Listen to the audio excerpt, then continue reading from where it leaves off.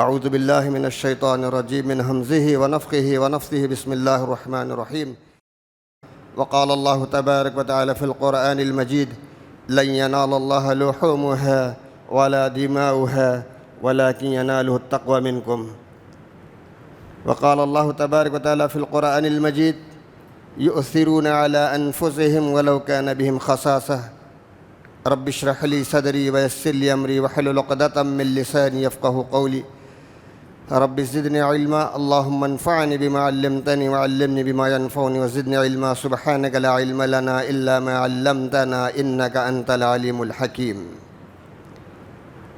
بعد حمد و صلات کے، بعد حمد و ثنا کے برادران اسلام، بزرگان دین، نوجوانان ملت، عزیز ساتھیوں، پردہ نشین خواتین اسلامی مائی بہنوں، پیارے بچوں، تمام تعریفیں، ساری حمد و ثنا، بڑائی، بزرگی، عظمتیں، کبریائی، جتنے پاکیزہ کلمات ہیں اللہ کی تعریف کے لیے، اے اللہ یہ سبھی پاکیزہ کلمات تیرے لیے لائق و زیبا ہوں۔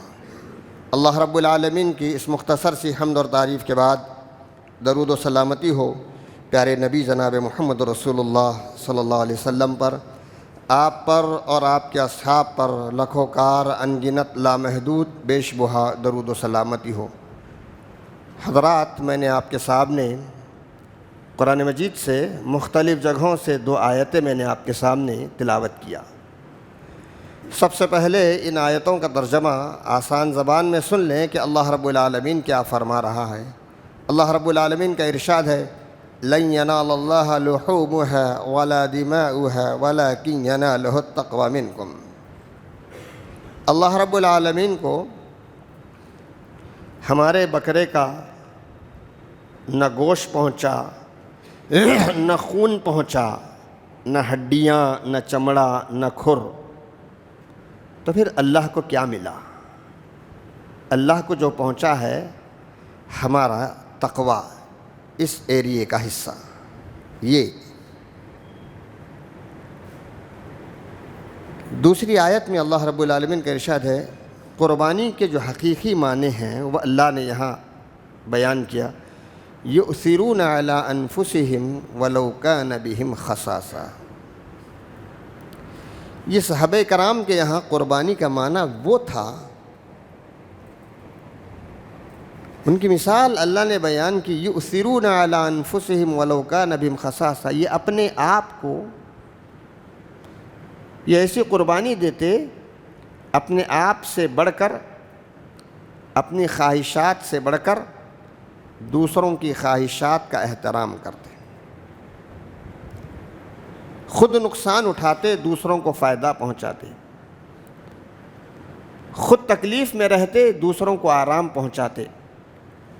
یعنی قربانی نام ہے اپنی خواہشات کا گلا گھوٹنے کا۔ اور اس کی صحیح مثال جو پیش کی ہے قربانی کی، وہ ہمارے صحابہ کرام نے قربانی پیش کی۔ ابھی 1 ہفتہ ہوا ہم لوگ ایک بہت بڑی عید، بہت بڑی سنت سے فارغ ہوئے ہیں، جس کو میں اور آپ، ساری دنیا عید الاضحیٰ قربانی کے نام سے یاد کرتی ہے۔ قربانی ہم نے کر لی، اپنے جانور ذبح کر لیے، اپنی اپنی طاقت کے مطابق ہم نے قربانیاں کر لیں، کسی نے بکرا، کسی نے گائے، کسی نے دمبا، گوشت ہم نے کھایا، کلیجی ہم نے کھائی، چمڑا ہم نے صدقہ کر دیا، اچھی اچھی چیزیں ہم نے کھائیں، کچھ رشتہ داروں کو، دوست احباب کو کھلائی۔ لیکن آخر پہنچا کیا ہے اس سے؟ یہ قربانی سکھاتی کیا ہے؟ اس کا مقصد کیا ہے؟ اس کا مقصد یہ ہے کہ قربانی سے آدمی تقوی حاصل کرے، اللہ کا تقوی۔ دیکھیے، اس سے پہلے ایک عید گزری، عید الفطر، رمضان کے تعلق سے بھی اللہ نے کہا کتب علیکم الصیام کما کتب علی الذین من قبلکم لعلکم تتقون۔ ایمان والو، تم پر رمضان کے روزے فرض کیے گئے ہیں، وہ اس لیے کہ تمہارے اندر تقوی پیدا ہو جائے، اللہ کا ڈر۔ ہم جو بھی عمل کرتے ہیں اس کے پیچھے یہ تقوی بہت بڑی چیز ہے تقوی۔ قربانی کرتے ہیں تو اللہ نے کہا کہ تمہارا خون گوشت کھر مجھے نہیں پہنچتا، تمہارا تقوی پہنچتا ہے۔ جب کسی کا نکاح پڑھایا جاتا ہے تو ایک قاضی یہی کہتا ہے واتقوا اللہ واتقوا اللہ واتقوا اللہ، اللہ سے ڈرو، اللہ سے ڈرو، اللہ سے ڈرو۔ آخر ہم دیکھیں کہ کیا قربانی کرنے کے بعد، یہ روزے رکھنے کے بعد ہمارے دل میں، ہمارے اندر وہ تقوی پیدا ہوا ہے جو حضرت ہاجرہ کے اندر تھا، وہ تقوی ہمارے اندر پیدا ہوا ہے جو ابراہیم کے اندر تھا، وہ تقوی ہمارے اندر پیدا ہوا ہے جو اسماعیل کے پاس تھا۔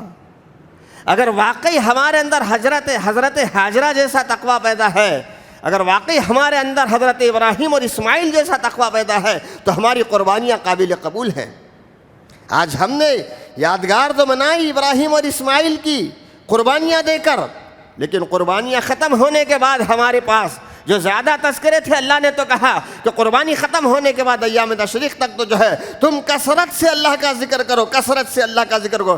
اللہ اکبر اللہ اکبر اللہ اکبر، لا الہ الا اللہ اللہ اکبر اللہ اکبر وللہ الحمد۔ یہ اللہ کے نبی نے ہمیں سکھایا، اللہ نے ہمیں سکھایا کہ قربانی ختم ہونے کے بعد ایام تشریق تک تم کثرت سے اللہ کا ذکر کرو۔ لیکن ہمارے پاس کثرت سے اللہ کا ذکر چھوڑ کر ہم نے صرف نمازوں کے بعد اس ذکر کو خاص کر لیا، اور بازاروں میں، گلیوں میں، چلتے وقت، مارکیٹوں میں، گھروں میں ہم نے اس کا تذکرہ نہیں کیا۔ جہاں بھی ہم بیٹھے رہے اپنی جانوروں کے قربانیوں کے تذکرے کرتے رہے کہ میرے جانور میں جو اتنا گوشت پڑا، میرے جانور میں اتنی چربی نکلی، میرا جانور اتنا تھا، میرا جانور اتنا تھا۔ یہی تذکرے ہمارے پاس تھے، اللہ کا ذکر نہیں تھا، اللہ کی بڑائی نہیں تھی، کبریائی نہیں تھی۔ آج ہمیں جو ضرورت ہے، قربانی جو ہمیں سکھاتی ہے، وہ ابراہیم اور اسماعیل علیہ السلام کا وسواس سکھاتی ہے۔ ہم دیکھیں کہ کیا کوئی باپ اپنے بیٹے کو، کوئی باپ ابراہیم بن کر اپنے بیٹے کی اسماعیل جیسی تربیت کرتا ہے؟ ہم کو صرف موٹی موٹی چیزیں یاد رہ گئی ہیں۔ بقرعید آتی ہے تو قربانی کر لیں، کیوں بھائی؟ یہ اللہ کے نبی نے سنت کہا ہے، یہ بابا خلیل اللہ ابراہیم اور اسماعیل کی یاد ہے۔ یا اس سے بڑھ کر جب کبھی میاں بیوی کے مسائل پیدا ہوتے ہیں تو باپ کہتا ہے تیری بیوی اچھی نہیں، چھوڑ دے۔ اس وقت اس کو ابراہیم علیہ السلام یاد آ جاتے ہیں کہ ابراہیم نے اسماعیل سے کہا چوکٹ بدل دو۔ اس وقت ابراہیم اور اسماعیل یاد آتے ہیں۔ لیکن کبھی تم نے ابراہیم بن کر اپنے بیٹے اسماعیل کی جیسی تم نے تربیت کی؟ تم نے اپنے آپ کو ابراہیم جیسا بنایا؟ اگر واقعی ہم نے اپنے آپ کو ابراہیم جیسا بنایا ہے، ابراہیم جیسا عقیدہ ہمارے اندر ہے، ابراہیم علیہ السلام جیسا ہمارے اندر تقویٰ ہے، ابراہیم علیہ السلام جیسے ہمارے اندر قربانی ہے، اور یقیناً پھر جو ہے ہم نے اپنے بیٹے کی تربیت اسماعیل علیہ السلام جیسی کی ہے، جس طرح ابراہیم نے اسماعیل کی تربیت کی تھی، تو اس طریقے سے ہم نے اگر اسماعیل کی اپنے بچوں کی تربیت کی ہے تو یقیناً یہ مسائل ہی پیدا نہیں ہوں گے گھروں میں، یہ مسائل ہی پیدا نہیں ہوں گے۔ ہم خود ابراہیم بنے، موحد بنے، تقوی والے بنے، متقی بنے، نمازی بنے۔ ابراہیم علیہ السلام نے کعبۃ اللہ کو بنایا، کعبۃ اللہ کی ایک ایک اینٹ، ایک ایک پتھر باپ اور بیٹے رکھتے تھے اپنے کندھے پر۔ ابراہیم اور اسماعیل علیہ السلام ایک ایک پتھر اٹھاتے، ایک ایک پتھر رکھتے۔ ہر پتھر رکھنے کے بعد ابراہیم اور اسماعیل علیہ السلام دعا کرتے ہیں ربنا تقبل منا انک انت السمیع العلیم، پروردگار ہمارے اس کام کو تو ہم سے قبول فرما، کعبۃ اللہ کے بنانے کو ہم سے قبول فرما۔ ایک ایک پتھر پر بابا خلیل اللہ اور اسماعیل ذبیح اللہ کی دعا ہے ربنا تقبل منا انک انت السمیع العلیم۔ کیا ہم نے قربانی دینے کے بعد آج 8 روز 10 روز ہو گئے، کبھی اللہ سے ہم نے کہا ربنا تقبل منا انک انت السمیع العلیم، پروردگار ہم نے تیرے راستے میں جو قربانی کی ہے اس کو قبول فرما؟ کبھی کی ہے ہم نے دعا؟ یہ ہمیں توفیق نہیں ہوتی۔ بھائی نہیں، ابراہیم اور اسماعیل علیہ السلام نے کعبۃ اللہ بنانے کے بعد صرف اسی پر اکتفا نہیں کیا، بلکہ کہا ابراہیم نے دعا کی رب اجعلنی مقیم الصلاۃ ومن ذریتی ربنا وتقبل دعا، پروردگار رب اجعلنی مقیم الصلاۃ، پروردگار مجھے نماز پڑھنے والا بنا اور میری ذریت کو، میری اولاد کو نماز پڑھنے والا بنا۔ یہ ابراہیم علیہ السلام نے دعا کی۔ کبھی ہم دعا کرتے ہیں اپنے آپ کے لیے کہ پروردگار مجھے نمازی بنا، میری اولاد کو نمازی بنا. ہم یہ دعا نہیں کرتے. ہمیں صرف کیا چیز یاد رہ گئی ہے؟ موٹی موٹی چیزیں یاد رہ گئی ہیں، لیکن اس کے پیچھے فلسفہ کیا ہے، اس کے پیچھے تقویٰ کیا ہے، اس کے پیچھے راز کیا ہے، یہ ہمیں نہیں رہ گیا. حضرات، قربانی جو سکھاتی ہے یہ نفس کو مارنے کا سکھاتی ہے. قربانی کا جو مقصد ہے، اتنی بڑی یادگار، اس کے پیچھے جو فلسفہ ہے، جو راز ہے، وہ یہ ہے کہ میں اور آپ بلکہ ساری دنیا اپنے نفس کو ذبح کریں، اپنی خواہشات کو کاٹ دیں. خواہشات کے غلام ہم نہ بنیں، خواہشات کے غلام نہ بنیں، اپنے نفس کو کاٹ دیں. ایک بکرا، ایک جانور، ایک گائے، ایک دمبا، وہ ہم سے بہتر ہے. اس کی بھی اپنی کچھ خواہشات ہیں، اسے بھی جینے کا حق ہے. وہ جینا چاہتا ہے، جیتا ہے. آپ ایک کھٹمل کو مارنے کے لیے پکڑو، تیزی سے بھاگے گا وہ کھٹمل. ایک مرغی کو ذبح کرنے کے لیے پکڑو، وہ بھاگ جائے گی، جلدی ذبح نہیں ہونا چاہے گی. ایک بکرے کو ذبح کرنے کے لیے لٹاؤ، وہ جلدی ذبح نہیں ہوگا، اس کی بھی خواہشات ہے جینے کی. لیکن وہ بکرا کیوں کٹ رہا ہے؟ قربان کیوں ہو رہا ہے؟ وہ بکرا اپنے نفس کو مار رہا ہے. قربان اس لیے ہو رہا ہے کہ مجھے اور آپ کو اللہ کے دربار میں سرفراز کرے، ہمیں مقبول بنائے. وہ قربانی دے رہا ہے ایک بکرا، اور مقبول ہمیں بنا رہا ہے. یہی سکھاتی ہے قربانی.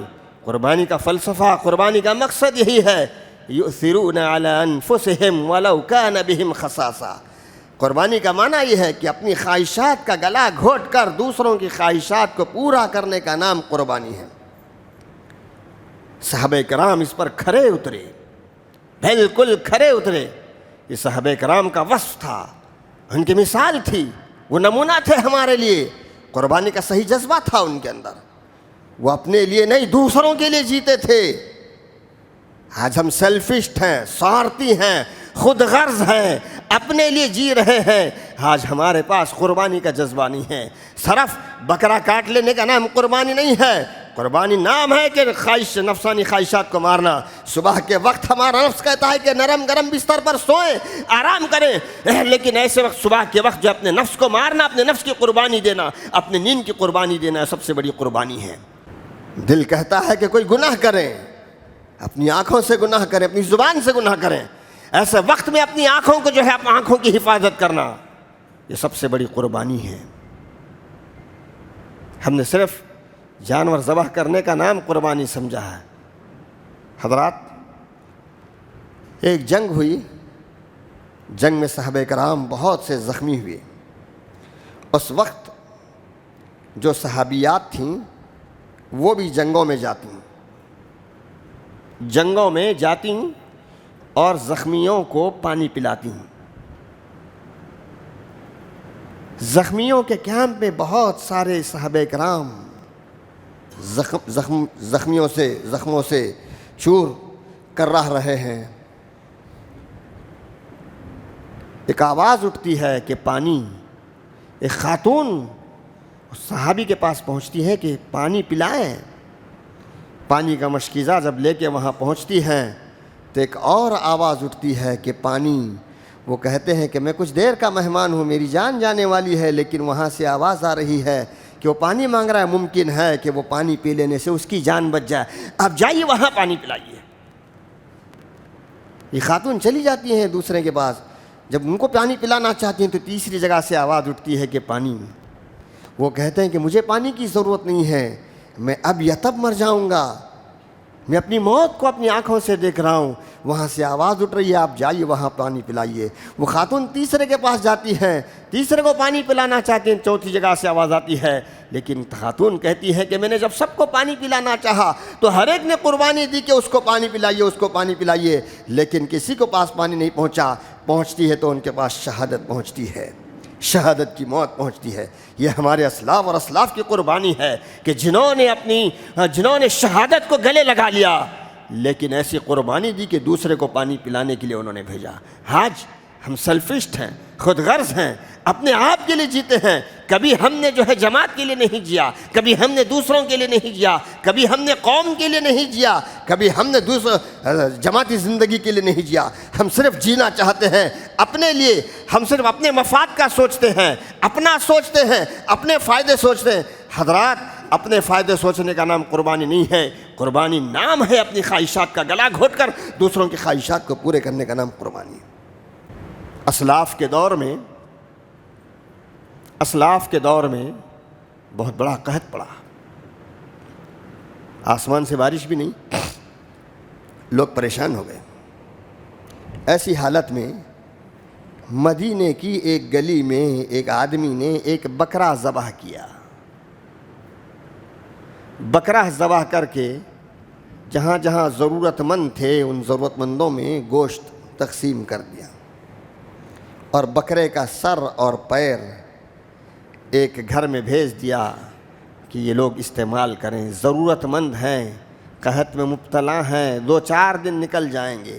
جب اس گھر میں وہ بکرے کے سر اور پیر پہنچتے ہیں تو صاحب مکان کہتے ہیں کہ مجھ سے زیادہ ضرورت میرے پڑوسی کو ہے. اسی لیے اللہ نے قرآن مجید کے اندر صحابہ کرام کا نقشہ پیش کیا, یؤثرون علی انفسہم ولو کان بہم خصاصہ. یہ صحابہ کرام کی جو سب سے بڑی اسپیشلٹی تھی, وہ اپنے لیے نہیں جیتے تھے, دوسروں کے لیے جیتے تھے. قربانی کا جذبہ تھا. اسی لیے اللہ نے کہا سورہ بقرہ میں, فَإِنْ آمَنُوا بِمِثْلِ مَا آمَنْتُمْ بِهِ فَقَدْ اهْتَدَوْا. جس طرح صحابہ ایمان لائے ہیں اس طرح تم ایمان لاؤ تو ہدایت پر آؤ گے. صحابہ کے نقش قدم پر چلو گے تو ہدایت, ورنہ ہدایت نہیں. جس کو سر اور پیر ملے تھے انہوں نے سوچا کہ مجھ سے زیادہ حقدار میرا پڑوسی ہے, اس کو دے دیا. جب دوسرے گھر میں پہنچتا ہے تو انہوں نے سوچا کہ مجھ سے زیادہ حقدار میرا بازو والا پڑوسی ہے, انہوں نے اس کو دے دیا. تیسرا والا سوچتا ہے کہ مجھ سے زیادہ حقدار میرا بازو والا پڑوسی ہے. تاریخ کے الفاظ ہیں کہ یہ سر اور پیر بکری کے گھومتے گھومتے اس پہلے گھر میں آئے جہاں سب سے پہلے پہنچے تھے. یہ ہمارے اسلاف کی قربانی, یہ ہمارے اصحاب کی قربانی تھی. کیا ہمارے اندر یہ جذبہ ہے آج؟ کیا ہم نے قربانی کا یہی معنی سمجھ لیا ہے کہ ایک بکرا ذبح کر دیں, گائے ذبح کر دیں, ایک حصہ لے لیں, قربانی کہاں خطا ہو گیا؟ لیکن اس کے پیچھے قربانی کا جو فلسفہ ہے, جو قربانی کا راز ہے, جو قربانی کا مقصد ہے, کیا سبق دیتی ہے ہمیں قربانی, کبھی ہم نے اس کی طرف دیکھا؟ چیز ہے اعمال کی قبولیت کا ایک معیار ہے, ایک وزن. ہمارے اصحاب اور اسلاف نے ایک معیار بنا دیا. لوگ رمضان میں عبادت کرتے ہیں, سارا مہینہ روزے ہیں, تراویح ہے, نماز ہے, تلاوت ہے. اصحاب یہ کہتے ہیں کہ اگر رمضان کے بعد بھی اس کے اندر وہی اعمال ہوں جو رمضان میں تھے تو سمجھو اس کی رمضان کی عبادت قبول ہوئی ہے. اگر رمضان کے بعد اس کے وہ اعمال جو رمضان میں تھے رمضان کے بعد نہیں ہے تو اعمال کی قبولیت کے بارے میں شک ہے. قربانی بھی یہی سکھاتی ہے, اگر ہماری قربانی اگر قبول ہے نہیں تو جس طرح ہم اللہ کے راستے میں ایک بکرا یا ایک حصہ ایک گائے ذبح کرتے ہیں تو دوسرے معاملات میں بھی ہم اپنی قربانیاں دیں, ہم اپنی خواہشات کا گلا گھونٹیں, ہم اپنے نفس کا گلا گھونٹیں. بہت ساری قربانیاں. یہ تو اصحاب اور اسلاف کا تھا. 1963 میں جب پہلی بیچ مدینہ یونیورسٹی گئی تو ان کے اس وقت کے فارغین کہتے ہیں کہ اس وقت انہوں نے ایک عالم وہ اپنا واقعہ بیان کرتے ہیں کہ میں مدینے کے مارکیٹ میں گیا کپڑا لینے کے لیے. جا کے دکان سے میں نے کپڑا پسند کیا, کپڑا کافی اچھا لگا, قیمت طے کی, سب کچھ ہوا. اب کٹ کر کے کپڑا دینا ہے, مجھے رقم چکانا ہے. صاحب دکان کہہ رہا ہے آپ نے کپڑا لینا ہے, ریٹ طے ہوا ہے, کپڑے کی قیمت طے ہو گئی ہے, میٹر طے ہو گئے ہیں. ایک کام کیجئے, یہی کپڑا، یہی کمپنی، یہی کوالٹی سامنے دکان میں ہے، وہاں سے آپ لے لیجیے۔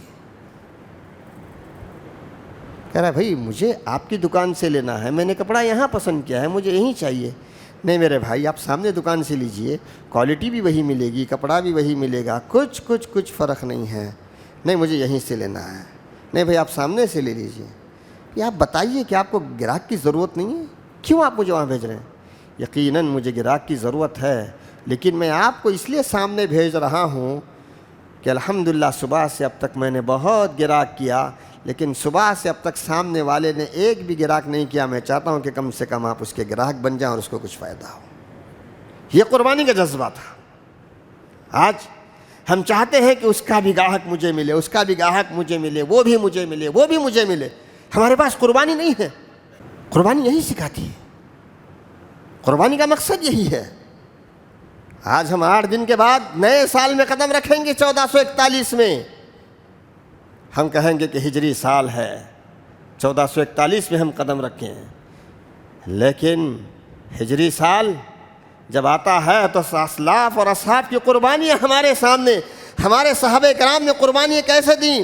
مکے میں 13 سال رہے، ظلم و ستم کا اٹھاتے رہے، برداشت کرتے رہے، اور جب مکی زندگی سے نکل کر مدینے میں آئے تو وہاں بھی انہوں نے بے شمار قربانیاں دیں، اور جب مدنی زندگی میں آئے تو مدینے کے جو رہنے والے تھے، انصار تھے، انہوں نے ایسی قربانی دی۔ مکہ سے جو مظلوم صاحب آئے تھے، اپنا گھر دیا، اپنا کاروبار دیا، اپنا بزنس دیا، اپنا کھیت دیا، اپنا گھر دیا، اپنا ساری چیزیں مکے سے آنے والوں پر لٹا دیں۔ یہ اصل قربانی ہے۔ بتائیے آج ہم نے کبھی اس طرح کی قربانی دی؟ کبھی ہم نے کسی بے گھر کو، میرے پاس 2-4 گھر ہیں، یہ گھر لے لو، کبھی ہم نے دیا؟ کبھی ہم نے کسی بے سہارا کو سہارا دیا؟ کبھی ہم نے کسی بے کاروبار کو کاروبار پر لگایا؟ وہ اصحاب اور اسلاف تھے جن کی قربانیاں بے مثال تھیں کہ انہوں نے اتنی قربانیاں دیں۔ مدینے کی زندگی میں، مدنی زندگی کو یاد کیجئے، مکی دور کو یاد کیجئے۔ ظلم و ستم برداشت جب نہیں ہوا تو لوگ ہجرت کر کے جب مدینہ آتے ہیں تو کیا کچھ قربانیاں نہیں دی مدینے والوں نے؟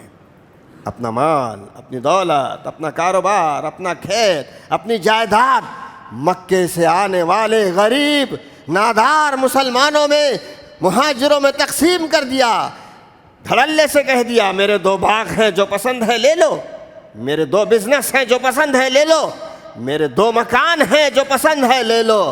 آج ہم اپنا مکان دوسرے کو دینا چھوڑیے، دوسرے کا مکان ہم خود ہتھیانا چاہتے ہیں، دوسرے کی زمین ہم ہتھیانا چاہتے ہیں۔ کیا یہی قربانی؟ قربانی بہت کچھ سکھاتی ہے۔ ہم اپنے نفس کو مارنا سیکھیں۔ سب سے بڑی قربانی اگر دینا چاہتے ہیں تو اپنے نفس کو مارنا سیکھیں، نفس کی قربانی سیکھیں۔ جس آدمی نے نفس کی قربانی کر لی وہ سب سے بہترین انسان ہے۔ ہمارا نفس ہمیں غلط خواہشات پر ابھارتا ہے، غلط خواہشات سے بچے رہیں، سب سے بڑی قربانی ہے۔ ہمارا نفس بدکاری پر ابھارتا ہے، اس نفس کو ماریں، سب سے بڑی قربانی ہے۔ ہمارا نفس کسی کی جگہ ہڑپنا سکھاتا ہے، اس کو مار دیں۔ ہمارا نفس کسی کا عہدہ ہڑپنا سکھاتا ہے، اپنے نفس کو مار دیں، کاٹ دیں۔ حضرت عمر بن خطاب رضی اللہ تعالیٰ عنہ نے عین جنگ کی حالت میں ابو عبیدہ بن جراح کو لکھا کہ تمہارے لشکر میں لشکر سالار خالد بن ولید ہیں، ان کو معزول کر دیا جائے، سسپینڈ کر دیا جائے۔ کر دیا، لیکن ان کے دل میں کبھی یہ نہیں خیال آیا کہ میں اتنا بڑا جرنیل ہوں، کرنیل ہوں، مجھے سسپینڈ کر دیا گیا ہے، میں بغاوت کروں؟ نہیں، امیر کے حکم کے آگے انہوں نے اپنے نفس کو کاٹ دیا۔ آج ہمارا نفس کبھی یہ کہتا ہے؟ وہ اصحاب اور اسلاف تھے جنہوں نے اس طرح کی بے شمار قربانیاں دیں۔ حضرات، ہمارے نزدیک صرف قربانی کا مسئلہ اتنا ہی رہ گیا ہے کہ ایک بکرا ذبح کر لو، ایک دمبا ذبح کر لو، قربانی ہو گئی ہے۔ قربانی بہت کچھ، قربانی کے پیچھے بہت کچھ راز ہے، اس کا مقصد بہت بلند ہے، بہت بلند ہے۔ اسلام اور کفر کی دوسری جنگ، جنگ احد، مسلمان جیتی ہوئی بازی ہار گئے، صرف ایک اللہ کے نبی کریم صلی اللہ علیہ وسلم کی بات نہ ماننے کی وجہ سے کہ اللہ کے نبی نے ٹیلے پر جو ہے 50 صحابہ کرام کو بٹھایا، کہا ہماری بوٹیاں نوچ دی جائیں تب بھی آپ نہیں اترنا، لیکن صحابہ کرام اتر گئے، دشمن پلٹ کیا گیا، مسلمان جیتی ہوئی جنگ ہار گئے۔ اللہ کے نبی کریم صلی اللہ علیہ وسلم دشمنوں کے نرغے میں، مدینے میں شیطان نے افواہ پھیلا دی، ابلیس نے افواہ پھیلا دی، مسلمانوں کی ہمت کو توڑنے کے لیے، مسلمانوں کو پریشان کرنے کے لیے، کیا کہ نعوذ باللہ اللہ کے نبی کریم صلی اللہ علیہ وسلم شہید کر دیے گئے۔ ایک ماں اپنی پیشانی زمین پہ رکھے دعا کر رہی ہے، اے اللہ میں سب کچھ برداشت کر سکتی ہوں، نبی کریم صلی اللہ علیہ وسلم کی شہادت کو میں برداشت نہیں کر سکتی، اللہ تو میرے نبی کو صحت و سلامتی کے ساتھ مدینے میں لا۔ یہ دعا کر رہی ہے۔ گھوڑوں کی ٹاپ، ایک سوار کے آنے کی آہٹ، اس ماں نے اپنی پیشانی اٹھائی، پوچھا سوار جنگ کی کیا کیفیت ہے؟ سوار نے کہا ماں تمہارا باپ شہید کر دیا گیا۔ کہا سوار میں نے اپنے باپ کا نہیں، فاطمہ کے باپ کا پوچھا ہے، رقیہ کے باپ کا، محمد رسول اللہ صلی اللہ علیہ وسلم کا پوچھا ہے۔ کہا کیسے ہیں؟ کہا اماں محمد صلی اللہ علیہ وسلم خیریت سے ہیں، اچھے ہیں۔ عثمان نے پھر اپنی پیشانی زمین پہ رکھی، اللہ تیرا شکر ہے کہ میرے نبی خیریت سے ہیں، اللہ میرے نبی کو صحت و سلامتی کے ساتھ، خیر و عافیت کے ساتھ مدینے میں لا۔ پھر کچھ دیر بعد ٹاپوں کی آواز آئی، پھر اس ماں نے اپنی پیشانی کو اٹھایا، پوچھا سوار جنگ کی کیا کیفیت ہے؟ کہا اماں تمہارا بھائی شہید کر دیا گیا۔ کہا سوار میں نے اپنے بھائی کا نہیں، محمد رسول اللہ صلی اللہ علیہ وسلم کا پوچھا ہے، بتاؤ محمد صلی اللہ علیہ وسلم کیسے ہیں؟ سوار کہتا ہے کہ اماں محمد صلی اللہ علیہ وسلم خیریت سے ہیں۔ یہ ماں پھر اپنی پیشانی کو رکھتی ہے زمین پہ، کہا اللہ تیرا شکر ہے کہ میرے نبی خیریت سے ہیں، سلامتی سے ہیں، اللہ میرے نبی کو خیریت سے لے کے آ، اللہ میرے نبی کو سلامتی کے ساتھ لا، اللہ میرے نبی کو مدینے کے اندر آسانی سے داخل کرا۔ یہ دعا کر رہی ہیں۔ پھر ٹاپوں کی آواز، اس ماں نے اپنی پیشانی کو اٹھایا، کہا سوار آ رہا ہے۔ کہا سوار کیا کیفیت ہے جنگ کی؟ کہا اماں تمہارا بیٹا شہید کر دیا گیا۔ کہا ایک ماں سے اس کا بیٹا، یہی ہاجرہ نے کہا تھا شیطان سے کہ ایک اسماعیل نہیں، اگر اللہ مجھے 1000 اسماعیل دے تو 1000 اسماعیل کو جو ہے میں اللہ کے راستے میں قربان کرنے کے لیے تیار ہوں۔ اس ماں کی آنکھوں میں آنسو آ گئے، ضبط کر گئی، لیکن کہا اللہ ایک بیٹا نہیں 1000 بیٹے میں محمد کے راہ میں، اسلام کی راہ میں قربان کرنے کے لیے تیار ہوں۔ سوار میں نے اپنے بیٹے کا نہیں، عبداللہ کے بیٹے کا، آمینہ کے بیٹے کا، عبد المطلب کے پوتے کا پوچھا ہے، بتا محمد صلی اللہ علیہ وسلم کیسے ہیں؟ سوار نے کہا کہ اماں وہ خیریت سے ہیں۔ اس نے پھر اپنی پیشانی زمین پہ رکھی، کہا اللہ میں تجھ سے یہی دعا مانگتی ہوں کہ میرے نبی کو خیریت سے مدینے میں داخل کر۔ پھر ٹاپوں کی آواز، اسماء نے اپنی پیشانی کو اٹھایا، پھر ایک سوار، کہا سوار جنگ کی کیا کیفیت ہے؟ جنگ کی کیا کیفیت ہے؟ سوار نے کہا ماں تمہارے سرتاج بھی شہید کر دیے گئے، شوہر۔ اس ماں کی آنکھوں میں آنسو آئے، اندھیرا چھایا، اللہ میرے سر کا تاج نہیں رہا، لیکن آنسوؤں کو ضبط کر گئی۔ کہا پوچھا سوار میں نے اپنے سرتاج کا نہیں، امت کے سرتاج کا پوچھا ہے، محمد رسول اللہ صلی اللہ علیہ وسلم کا پوچھا ہے، بتاؤ کیسے محمد رسول اللہ صلی اللہ علیہ وسلم؟ سوار کہتا ہے ماں جنگ ختم ہو گئی، محمد صلی اللہ علیہ وسلم خیریت سے ہیں، آ رہے ہیں۔ یہ ماں دیوانہ وار بھاگتی ہے محمد صلی اللہ علیہ وسلم کے دیدار کے لیے۔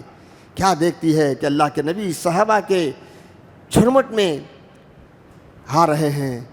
یہ ماں دیوانہ وار جاتی ہے نبی علیہ الصلوۃ والسلام کی سواری کو تھام لیتی ہے، کہتے ہیں اللہ کے نبی، میں نے اپنا باپ، اپنا بھائی، اپنا بیٹا، اپنا شوہر، یہ سب کچھ جو ہے میدان جنگ میں شہید کروا دیا، قربان کروا دیا، لیکن اے اللہ کے رسول، میں نے آپ کو صحت و سلامتی کے ساتھ دیکھتی ہوں تو مجھے یہ ساری قربانیاں کوئی معنی نہیں رکھتی، کوئی معنی نہیں رکھتی۔